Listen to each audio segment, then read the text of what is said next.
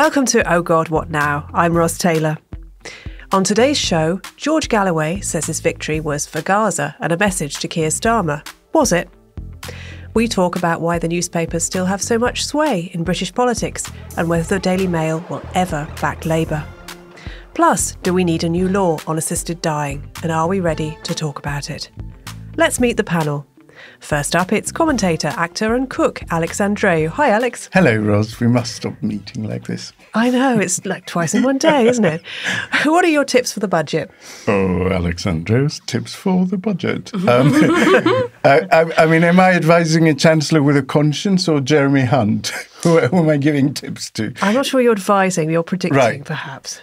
I mean, what they should do, plainly, is borrow to invest. Because everything is falling apart. It doesn't even break their own fiscal rules. Actually, borrowing for capital investment would be absolutely fine. The only reason they're not doing it is because of that stupid pledge to cut the public debt by X year if you look at it sideways on a sunset, which they will fail anyway.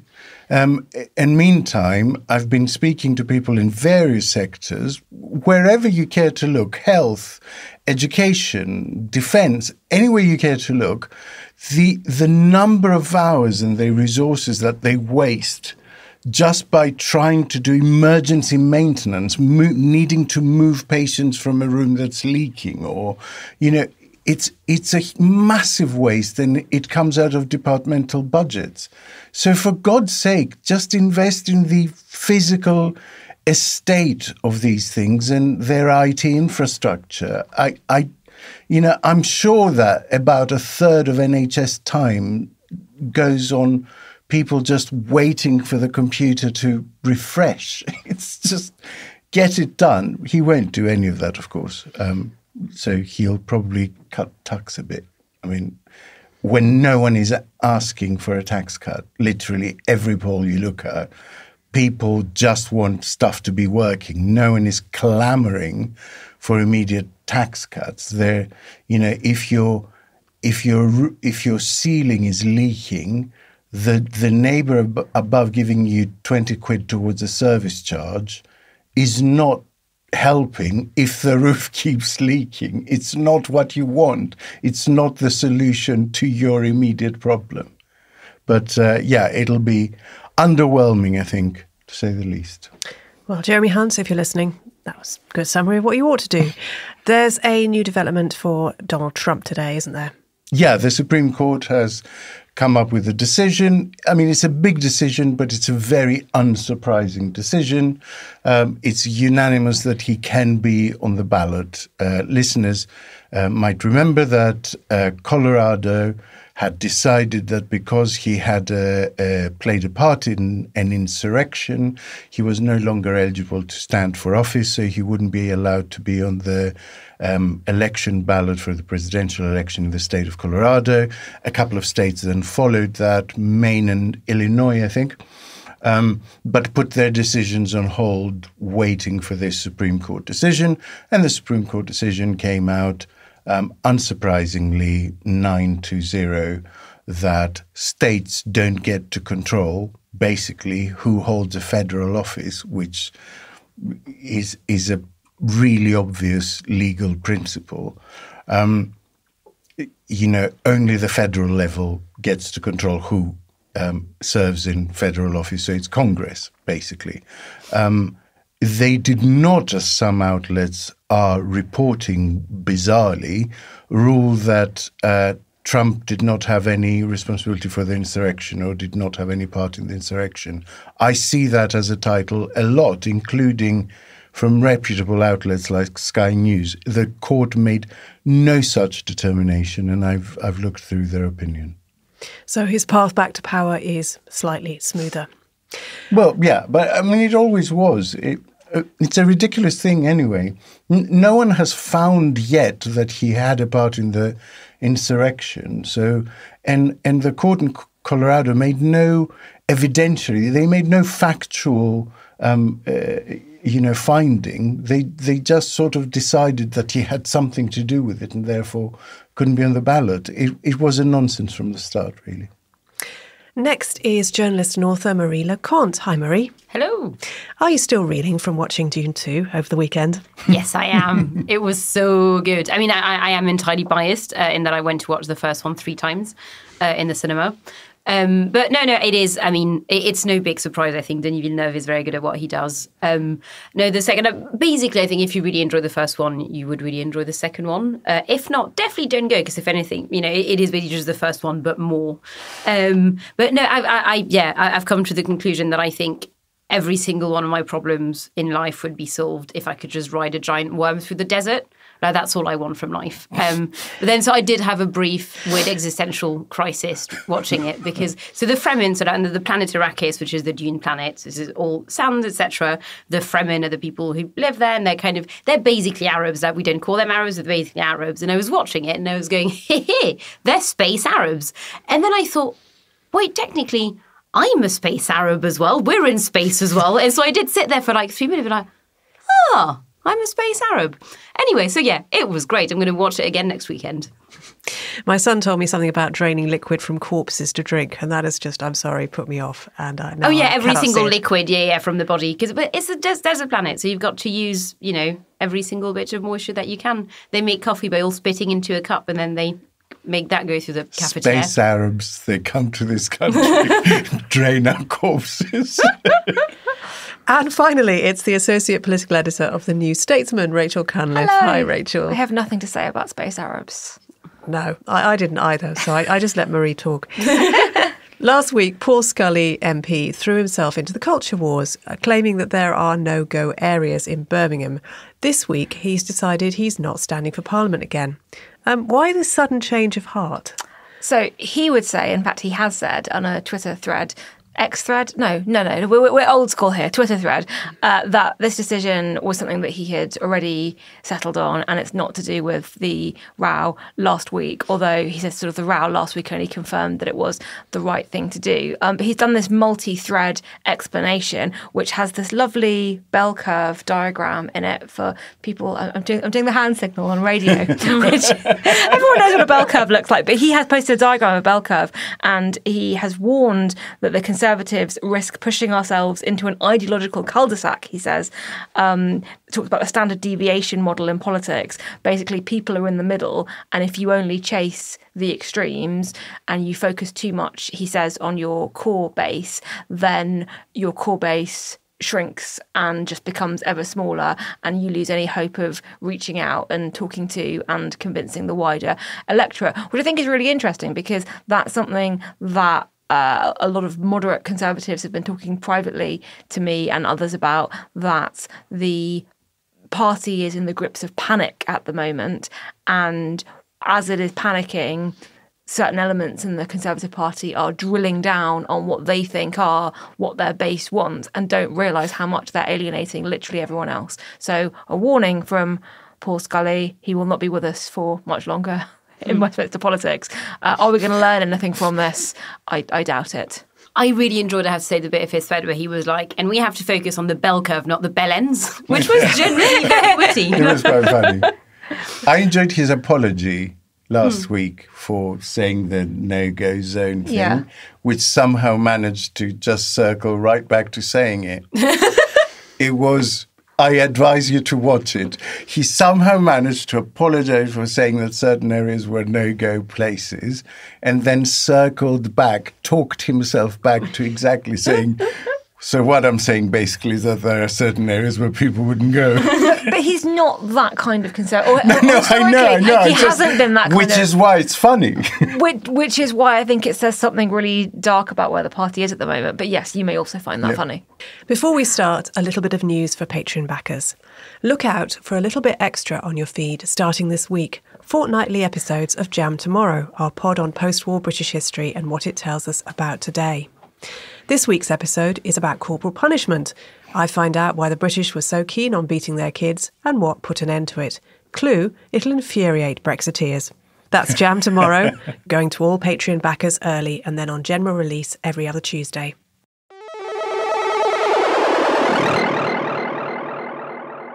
Well, that was a bin fire, wasn't it? The Workers' Party of Britain, leader George Galloway, won last week's by-election in Rochdale. This was not a close result. He got nearly 40% of the vote, 18 points ahead of the independent candidate who came second. Alex, Galloway declared Keir Starmer, this is for Gaza. Was it? Or does a far-left candidate promising free public transport and an end to NHS waiting lists and the moon have a wider appeal? I mean, someone promising those things is still genuinely a more realistic promise than promising to end the war in the Middle East. Let me read to you an extract from the literature that Galloway sent out. If Labour lose this by-election, Sir Keir Starmer could well be forced out as Labour leader. Sir Keir Starmer, a top supporter of Israel, out. Imagine the people of Rochdale coming together to topple the hated Labour leader. With your support, and if God wills it, etc., etc. So that's the promise with which he went out to people, that his election would somehow topple Starmer. So I suspect they will end up quite disappointed in him, probably within the next week or 10 days, when it becomes quite clear that Starmer is not really going anywhere. Those who have followed Galloway's career know that he rolls up in whatever constituency he's standing with a very strong view front and centre on whatever issue happens to be the top issue in that community he's trying to get the votes from. Ruth Davidson was actually recalling who actually stood against him. She recalled that he stood in the Borders against the second independence referendum, then in Glasgow on an anti-austerity ticket. In Bethnal Green, he stood on the issue of the Iraq war, proclaimed his victory was the final nail in Labour's coffin. 6 months later, he went on Big Brother. And 6 months after that, Respect had broken into two pieces. In the Midlands recently, according to Jess Phillips, his main plank was against low traffic neighbourhoods. So, and that's not counting the number of times he has announced that he's definitely standing and just hasn't stood, or has stood and not been elected, because there's been 5 or 6 of those as well. Like in Rotherglen, for instance, where Margaret Ferrier, I think it was, faced a by-election. So,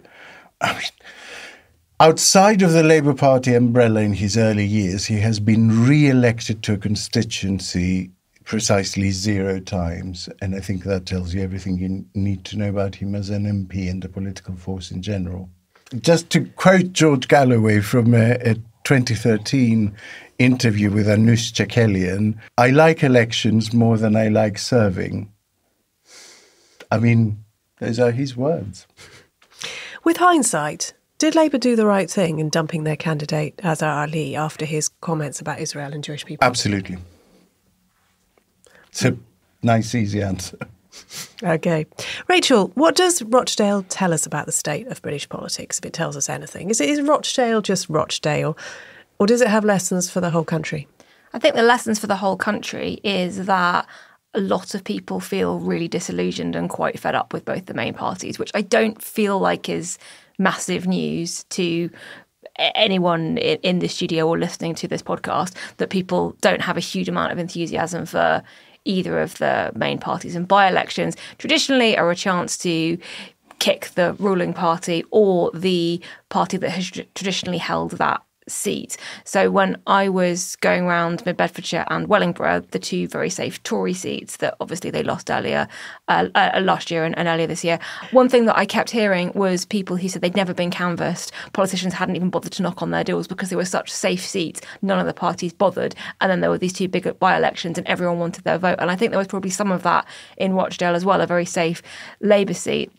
What Galloway is very successful at doing, and Anoush Chakelian, now my colleague at the New Statesman, wrote a big piece on this for us a couple of weeks ago, where she went and she followed him around the campaign trail. He's really good at blending whatever big foreign policy issue he is obsessing over at that particular moment, in this case, Israel and Gaza, with what the local community say they want and need and feel they are being ignored. So he was doing big speeches, particularly to groups of Muslim women, who are a group that often get ignored, or in sort of community halls, and he was talking about Israel and Gaza and Keir Starmer, and also maternity services, and how he was going to bring a Primark to Rochdale.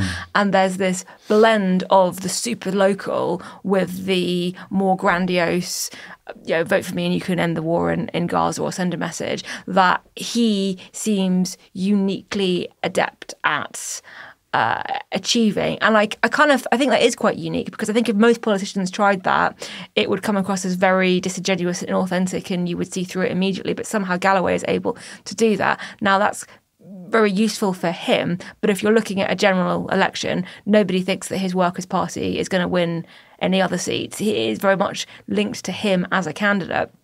I think another thing that we can think about from this is that Reform, the protest party that you would assume would do quite well with disenfranchised white working class communities, did terribly in that. And their candidate was a former Labour MP who was kicked out of the party for sexting a teenager. The characters, the characters that were involved with Rochdale. But I think it's interesting. I think there's an interesting question for us to think about and for Reform to think about. Why is Galloway able at kind of to channel that dislike of the main parties and that protest vote into election wins, but Nigel Farage and Reform aren't? I think that's an interesting question. But, I mean, don't you think that we're slightly overselling him? Because before the revelations that brought down Nazar Ali, every poll was showing that constituency was an easy Labour win, with George Galloway doing his stuff in it. He was predicted to maybe come third. So had Labour stood in that seat normally, he would have probably lost. It was a complete unique situation for Labour having to withdraw their candidate. So it's like talking about, say, Thanet when Nigel Farage stood and the Conservative candidate for some reason had to withdraw. Farage ended up winning that constituency. I mean, it wouldn't represent a traditional breakthrough for Farage's party, because he was kind of in a very unique situation. Yeah, and I'm not arguing for a second that it does represent a breakthrough for the Workers' Party. The opposite, in fact. I just think it's interesting that in a party where Labour had withdrawn their candidate, Galloway wins the seat and Reform comes so far down the list. Oh, it's a disaster for Reform, I agree.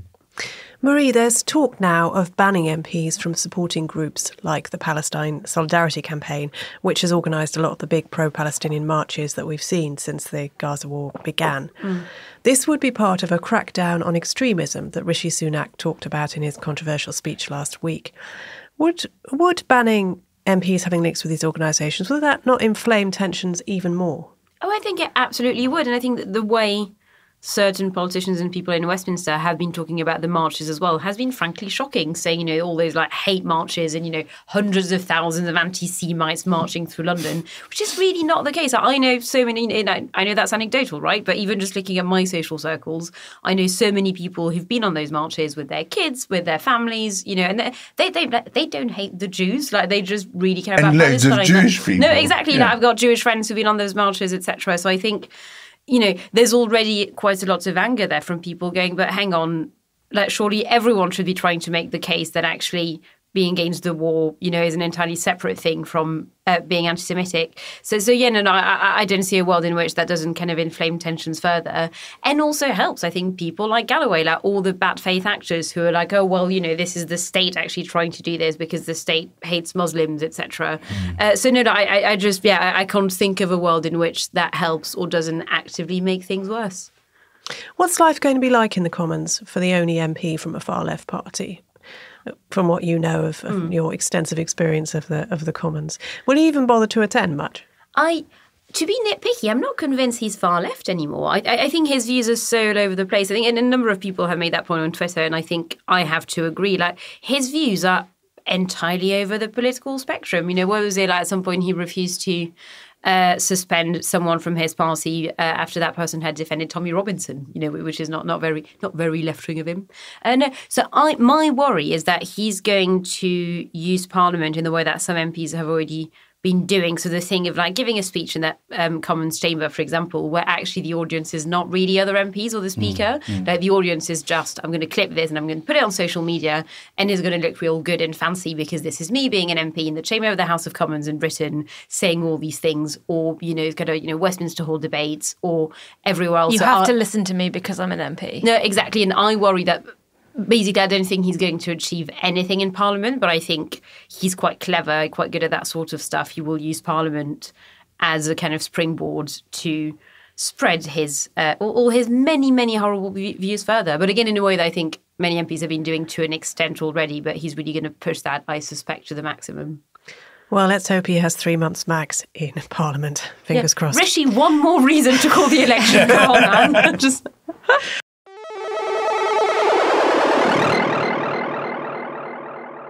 Now, do you read a daily paper? I mean, really read, not just scan the odd article or the front pages. And if you do, would you pay any heed to how it suggested you should vote in the general election? Fewer and fewer people buy actual papers, and nearly all of their websites are now behind paywalls. Yet what they say still drives a lot of the political debate in Britain. So will they tip the scales at all this time? Marie, you've got a piece in Foreign Policy magazine which suggests that we don't acknowledge how much newspapers drive politics in this country. What sort of things did you have in mind when you were saying that? So basically I got commissioned to write a review of this book, so Turning Points by Steve Richards, who I believe is part of the Podmaster stable. And it's a really interesting and good book. So he kind of tries and identifies the kind of 7 or 8 turning points in British politics since the war, so moments at which Britain either turned or looked like it was going to turn and didn't. And his big conclusion at the end, no spoilers, is that actually Britain very rarely turns. Like lots of stuff happens, so being, the oil crisis, obviously the post-war kind of settlement being created, Brexit, the Iraq war, etc. But ultimately, entropy is just quite strong and Britain kind of reverts to the mean a lot, apart from essentially Thatcher. Like Thatcher is kind of the only one he identifies where he's like, actually, she did change the country in a way that, there was very much a before and an after. And what I found really, really interesting reading the book, and especially, with the review in mind, was the fact that he mentions the British press in every chapter repeatedly saying, well, ex-minister did this because they didn't want the Mail to get mad, or ex-prime minister did that because they wanted to keep the Sun on side, etc. So every single thing, the papers are kind of mentioned in some way. And then in the conclusion, he does not bring them up at all. So he's kind of like, guess Britain just doesn't change because it's a small C conservative country and it doesn't like learning lessons, and that's that. And it's a bit like, well, no, because hang on, the villain is hidden in plain sight in every other page of the book. And it's, really, and I wonder if that's the thing of like, if you're someone who's British and who's grown up in that environment, it wouldn't, it just seems so normal, when I think in other countries, the press is not that powerful. So the thesis, I suppose, in my piece is saying that actually for quite a long time, the press has sort of guided politicians, in, let's say, lowering taxes. And we're seeing that with the budget at the moment, the kind of obsession with having, taxes as low as possible, kind of instinctively socially conservative policies, anti-immigration, Euroscepticism, skepticism of feminism and any kind of like things that we call woke now, etc., etc. So I guess mistrust of local authorities as well. And I think the big question at the end of that piece was saying actually, people are actually reading the papers less and less. The papers don't really influence voters in the way that they once did, but they still clearly influence the bubble. So we've ended up in that really weird thing where I think politicians still look to Fleet Street to go, oh God, what do people want or believe or hate, etc., when actually that's just become a weird feedback loop where the voters are not really included anymore. Is it an age thing as well? Because younger people have been known to complain that Britain is governed in the interests of the elderly at the moment. I must admit, the last time I saw anyone reading a copy of The Guardian was when I was visiting a 92-year-old, and I speak as an ex-Guardian journalist. Does the way that we privilege the press so much reflect that kind of bias towards the things that the elderly are reading? It does, and I think that you could probably make a slightly bigger feedback loop here, because older people are the people who read the papers, but older people are also the people more likely to vote, compared to younger people. So it's essentially this kind of like cabal of older voters who tend to buy and read newspapers, but also tend to vote in general elections, papers which are written with those people in mind, and politicians who are obsessed with getting the votes of the people, and the newspapers who write for. So I think it is just this kind of triangle, and anyone under the age of 65, I would say, that does not really matter.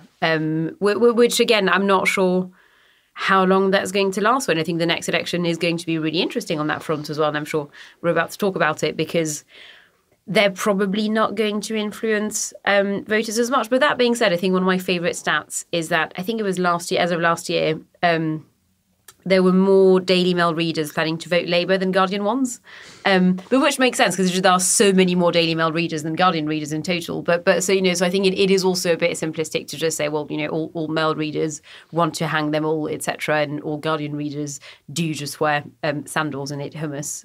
But Rachel, much of the British press tends to support the Tories, and that's been true for a long time. But the Tories of today are not the Tories of 2010.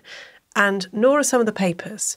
The Daily Telegraph has been on a journey, hasn't it? Oh, I think we discussed this on this podcast a couple of weeks ago. We had to bring our favourite headlines on the end of the world, as described by Alistair Heath, of the Telegraph, and how it's sort of been going further and further, spiralling into this quite apocalyptic hellscape.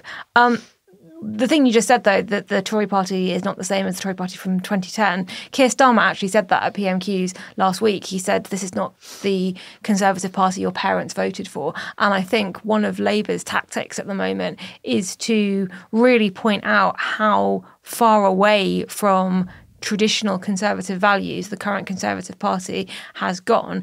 And I think there's a parallel trajectory where the Telegraph has matched the party rather than matching the ideology or the traditional policy space, which is really interesting for it, because it has traditionally been a paper that has obviously very much been of the right, but it has had its own values and ideals about what it wants, and it has judged Conservative politicians against those metrics rather than chasing the most radical elements of the Conservative Party. And as the Conservative Party sort of fractures, they're having their post-election defeat existential crisis before the election very efficiently.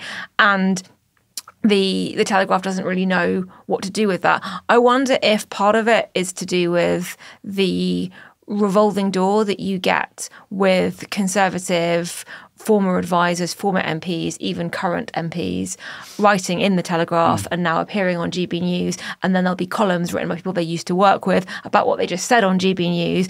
And I know we talk about an echo chamber in the media a lot, but I think that particular ecosystem has been feeding off itself to a point that it is not really doing itself any favours. Maybe when we've had a Labour government in power for 14 years, we will see the same thing in the pages of The Guardian. I don't know. Ask me in 14 years. And yet Telegraph readers are actually more likely to vote Labour than Tory now, despite the very right-wing stuff they read. What does that tell us?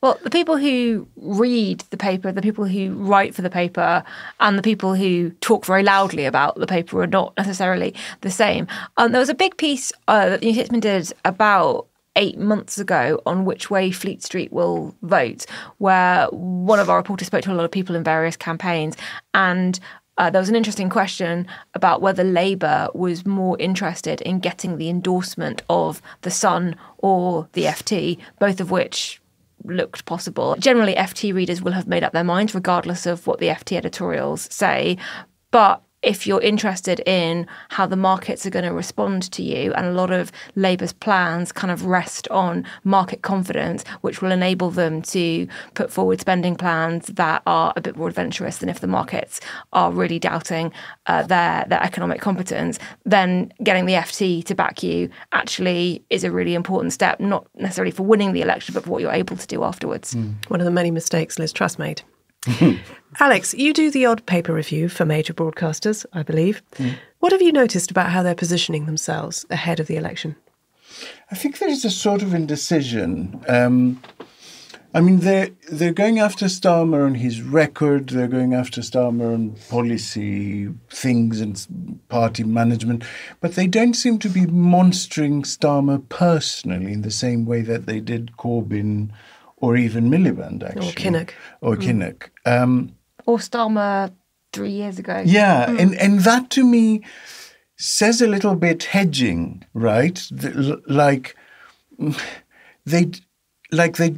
think the polling is so far apart at the moment that they can't influence it enough to change the result of the election. So all they would do by going in really studs up would be to piss off the next government.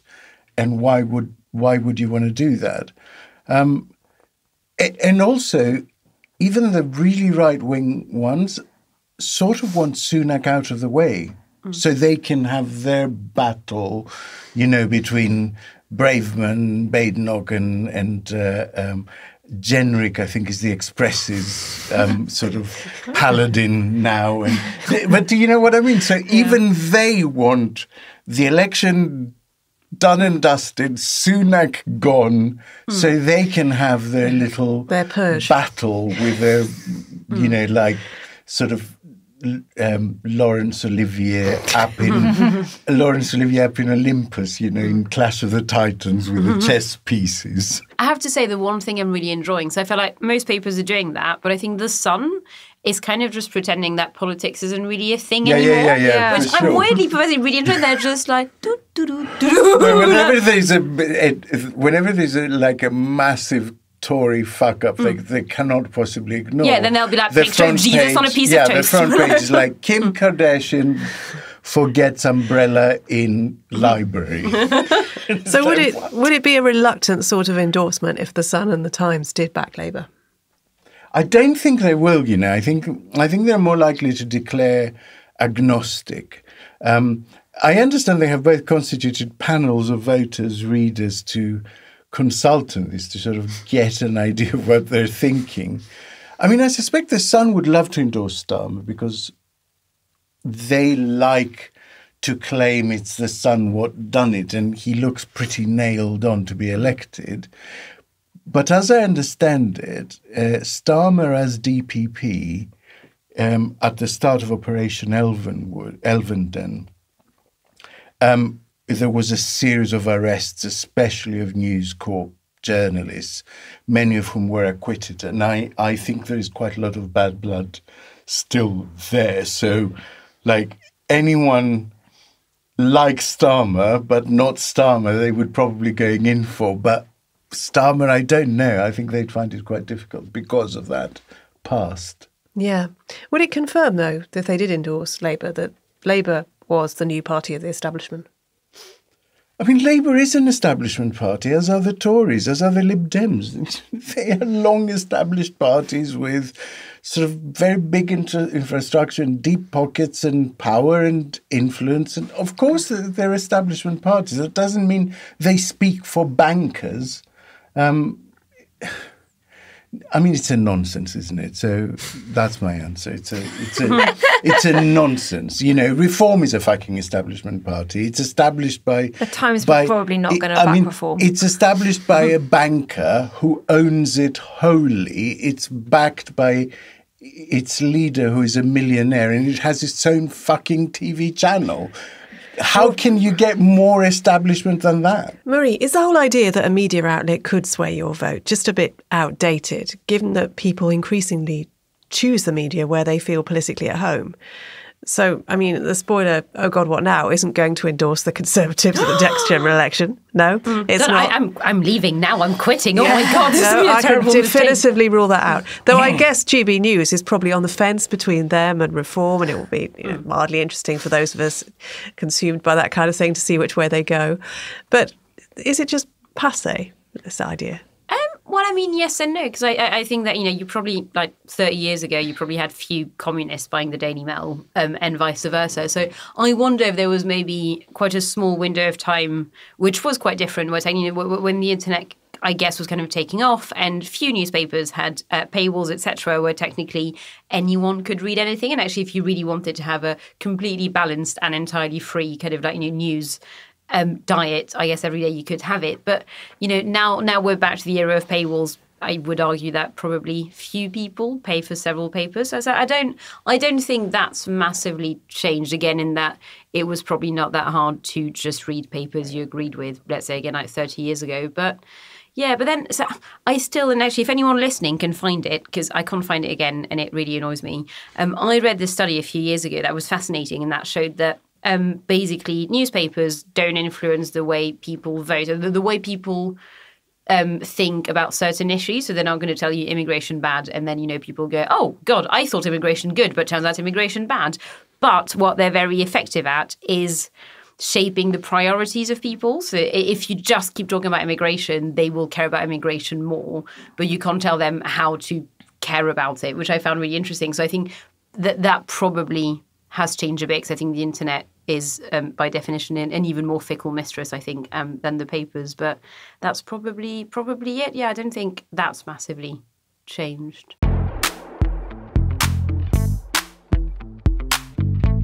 Next up, time to choose our hero and villain of the week. Marie, tell us about your hero. My heroes this week are the Royal National Lifeboat Institution, the RNLI, who celebrated their 200th anniversary today. And at that time, they've saved nearly 150,000 lives, which is incredible. And also, I think in recent years, they've saved so many migrants, kind of trying to reach Britain in small boats and nearly drowning. And they've been hit, they've very much found themselves at the centre of the culture wars time and time again. And they've just really decided to stay strong and say, no, that we will save anyone who's kind of drowning at sea. We're not going to ask for a fucking passport before we rescue someone. But yeah, no, here's to another 200 years. And villain?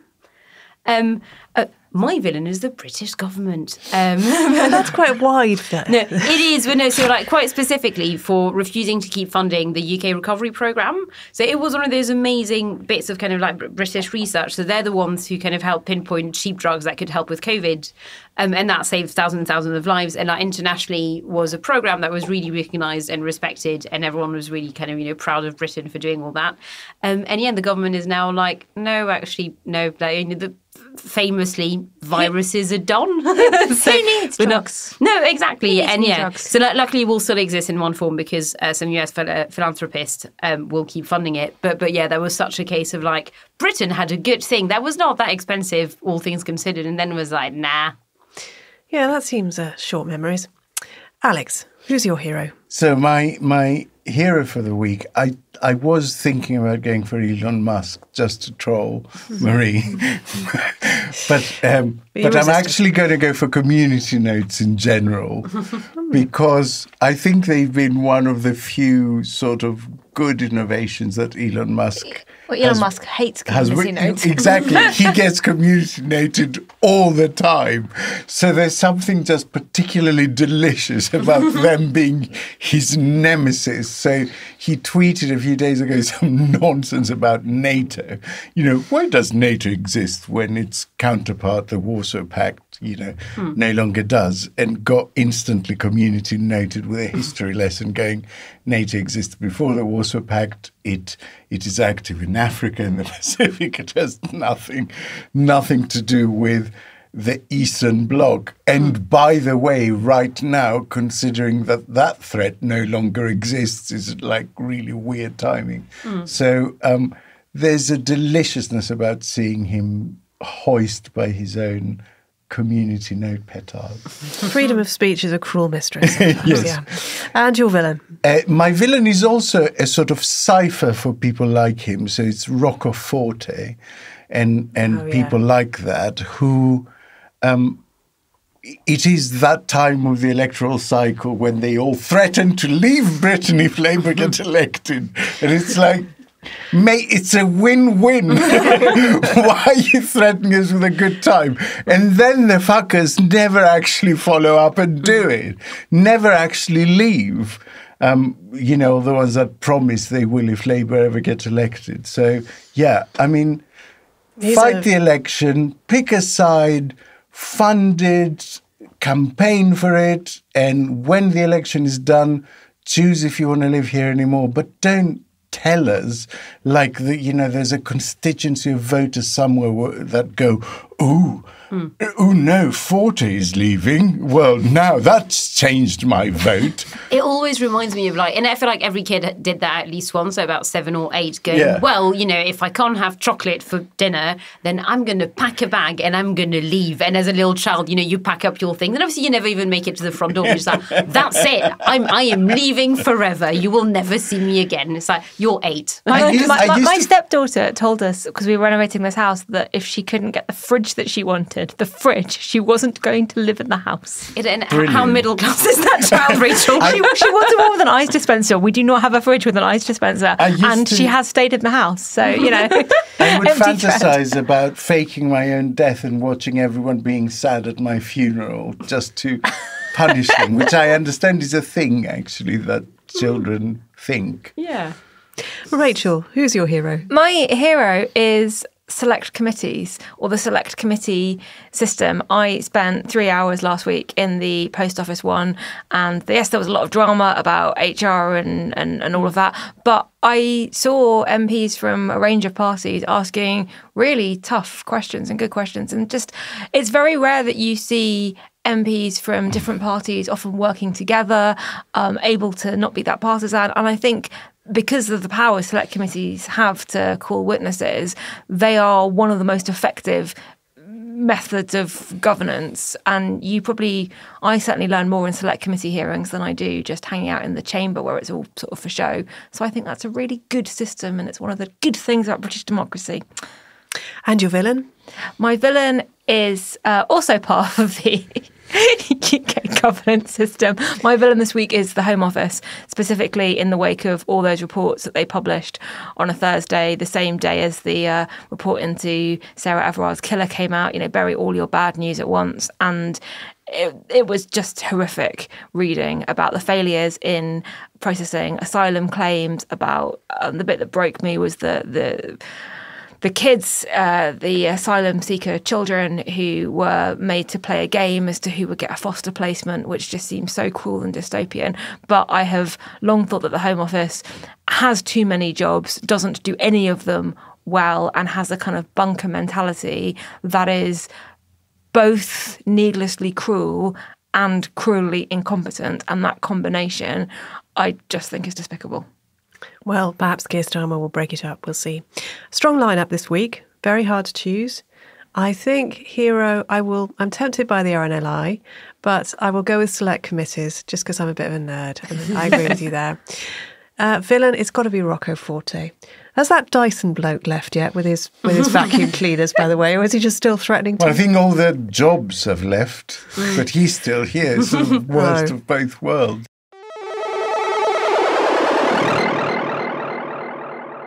It's one of the hardest decisions a government can make, and it's just as divisive as abortion, if not more so. Should it be legal to help someone die? And how on earth do you go about coming up with a law that enables them to do that? Keir Starmer backs a change in the law, and the last time the Commons voted on it, which was in 2015, he supported the right to an assisted death. Alex, why is assisted dying back in the news now?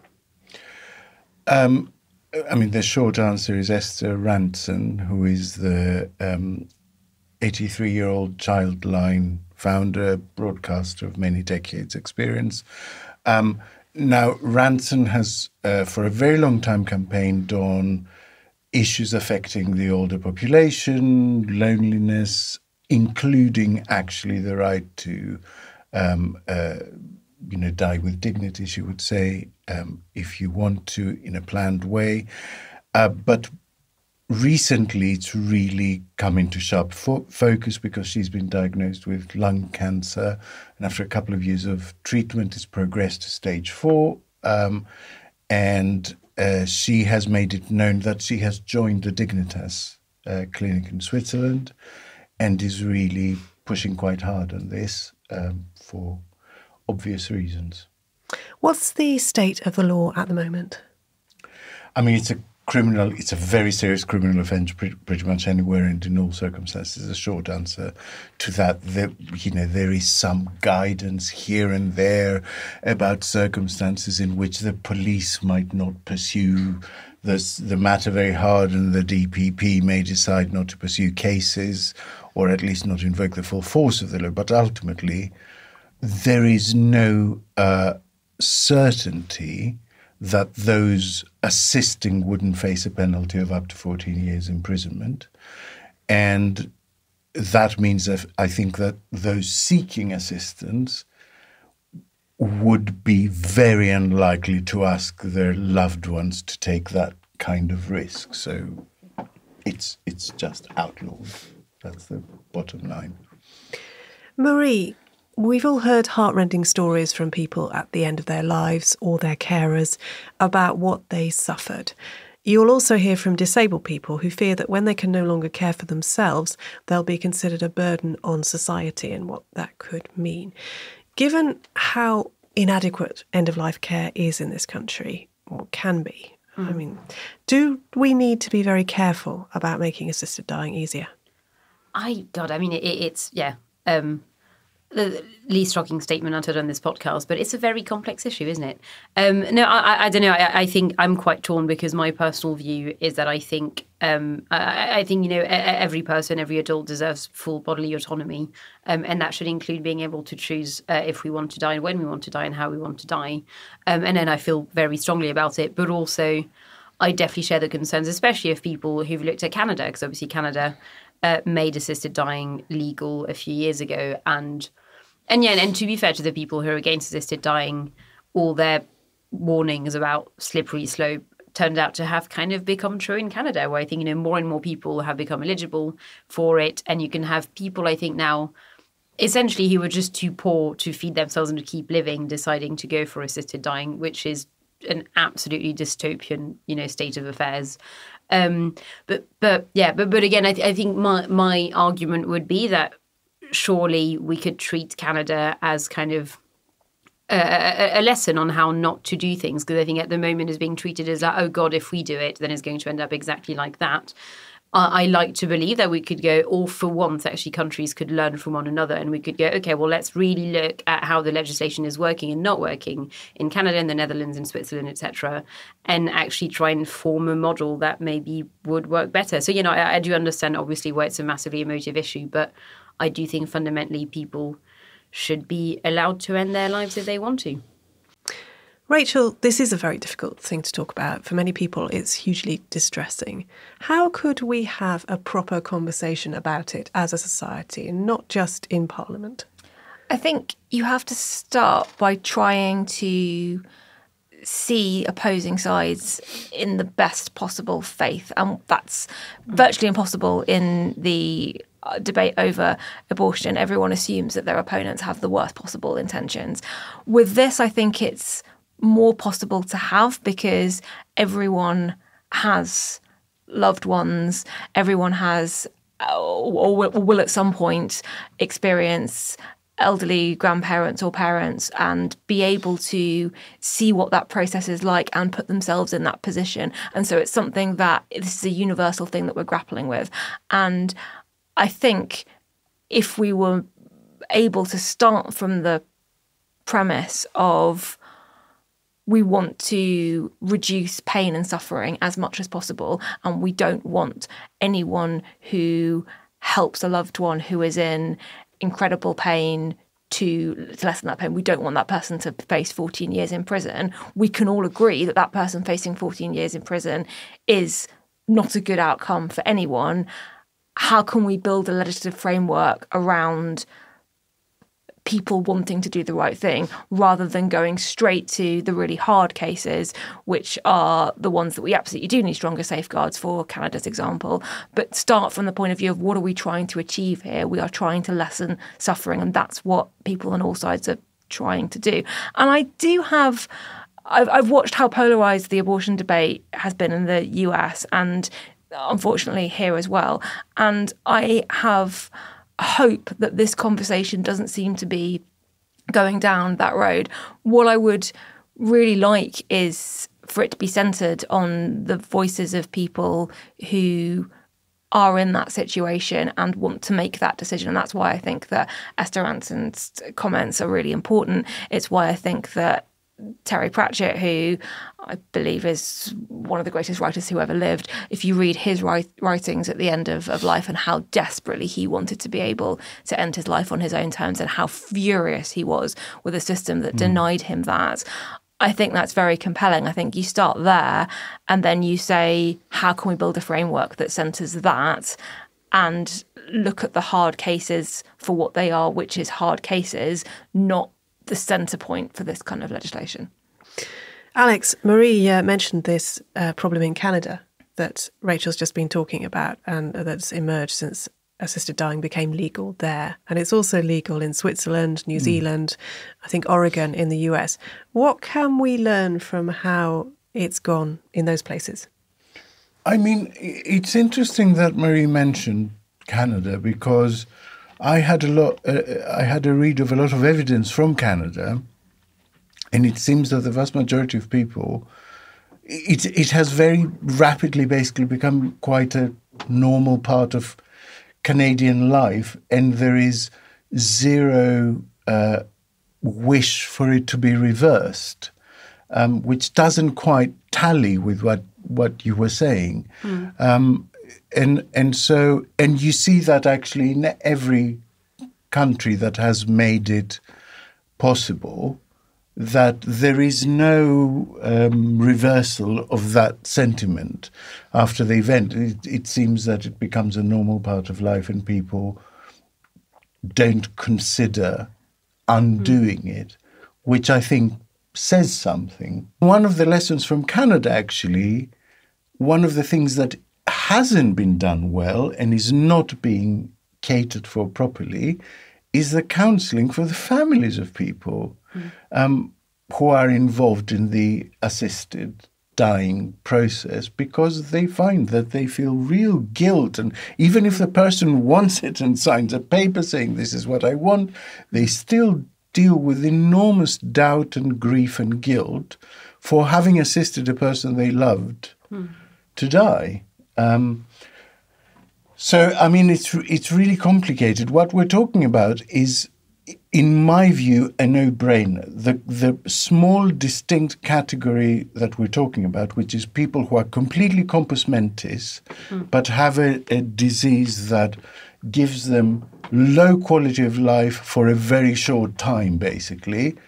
And what they're asking for is, to not be made to kill themselves in a way that is painful or, they're asking for equality with all of us who could decide to end our lives at any point.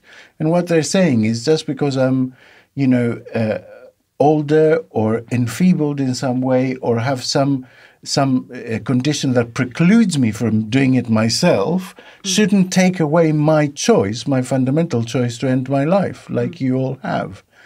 But that's a small group. The much bigger group is the people who can't make that choice. And the conversation kind of sidesteps that, but those are the big numbers. And that's a really difficult one. Rachel, is this a debate where we should give more weight to the views of elderly people? I think we should definitely give a lot of weight to the views of elderly people and also people with disabilities who are the group who have serious concerns about the slippery slope argument. I think, just to pick up on what Alex was saying, one of the things about Canada that people are very uncomfortable about is the suggestion that people would be able to go down the assisted dying route if the only condition they had was a mental health condition, which is currently they're designing safeguards around it. And I think that is a distinction that a lot of people feel really uncomfortable about for a lot of reasons, some of them medical, some of them moral. But I think it's also important to look at and give weight to people who have cared for an elderly relative, because you'll get a range of views. As you said, you'll get people who would feel the most tremendous guilt by helping a loved one down that path. And you'd also get people, and you hear stories and you read testimony very movingly, of people who feel a huge amount of guilt that they weren't able to help a loved one who they felt really, really wanted to end their suffering. And maybe, I think, Lord Sumption, the former Chief Justice's argument for this, I think, was that keep the law as it is, but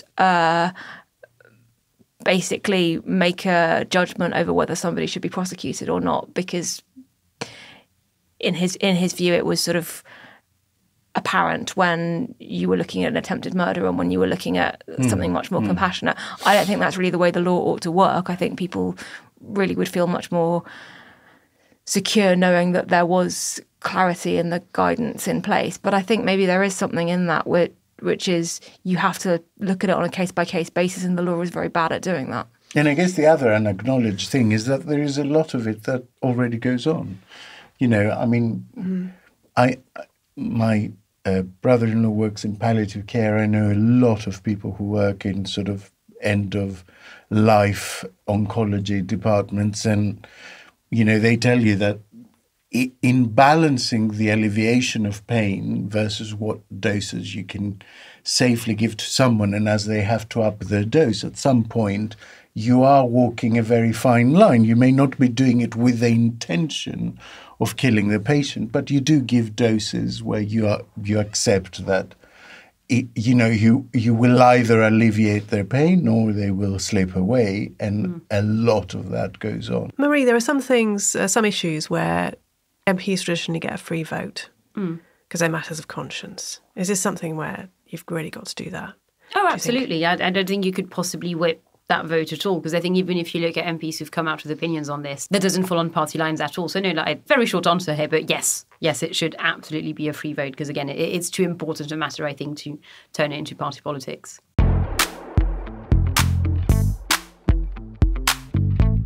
We've reached the end of the show, so it's time to talk about how we've been distracting ourselves from the spectacle of George Galloway. Alex, what have you been up to?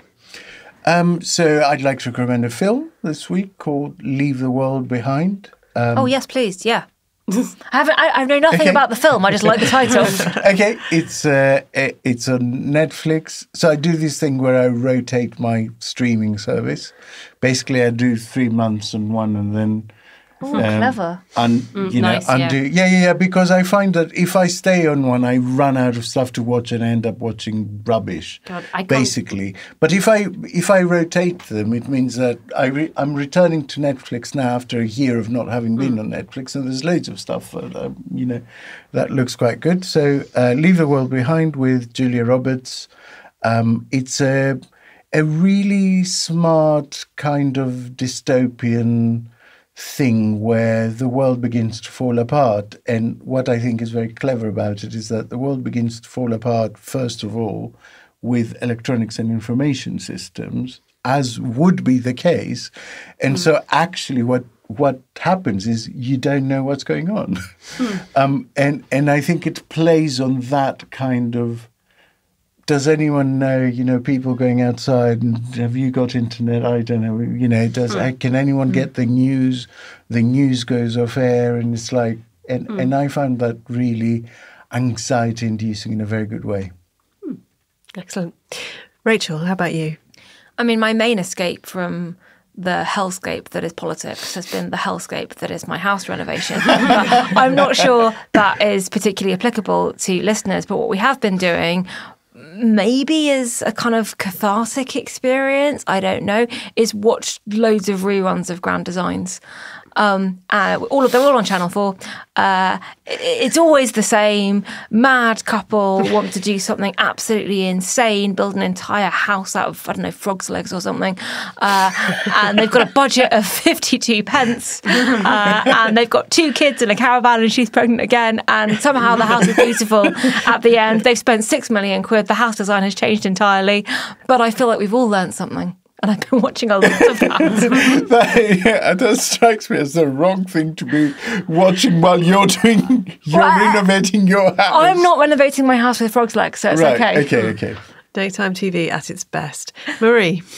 Well, obviously, I want to recommend Denis Villeneuve's Dune Part 2 out that now, you already have. but I know I can't. Yeah, no, so Is this a Chalamet thing? So Yes. I mean, it is partially, obviously, is a partially Chalamet, like a partially, Chalamet. but not really just that. No, I just Yeah. really love Dune. Okay.